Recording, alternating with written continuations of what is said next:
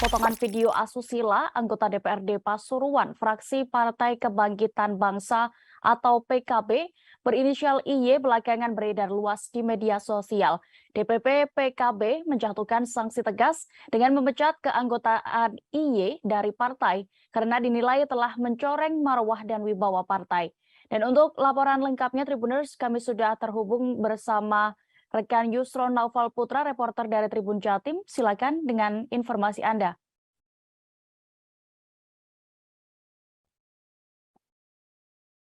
Halo, rekan Naufal. Iya, selamat siang Dea dan Tribuners. Ya, jadi selama beberapa hari terakhir atau belakangan ini sebuah potongan video asusila berdurasi sekitar 10 detik viral dan menjadi buah bibir di media sosial.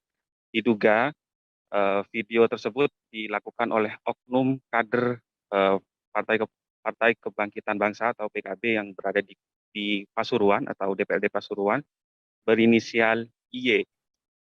Dewan Pimpinan Pusat Partai Kebangkitan Bangsa pun telah mengambil sikap dan tindakan tegas kepada saudara IY, yakni dengan mencabut keanggotaan IY dari Partai Kebangkitan Bangsa. Berdasarkan penjelasan Sekretaris Dewan Pimpinan Wilayah Partai Kebangkitan Bangsa Jawa Timur, Anik Maslahah, sanksi tegas itu diberikan partai kepada IY yang telah dinilai mencoreng marwah dan nilai-nilai perjuangan partai serta institusi wakil rakyat.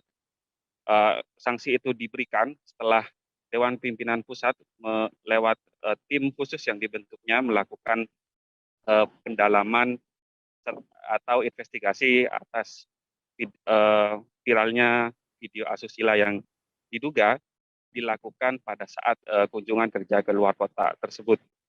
Ya, sejauh ini memang PKB telah resmi memecat IY dari keanggotaan partai berdasarkan penjelasan ini dengan sejumlah pertimbangan. Di antara pertimbangan yang paling utama adalah IY dinilai telah mencoreng marwah partai atau wibawa partai serta marwah wakil rakyat. Ya. Baik, terima kasih rekan Yusron Naufal di Jawa Timur. Selamat bertugas kembali. Jangan lupa subscribe, share, komen, dan like ya.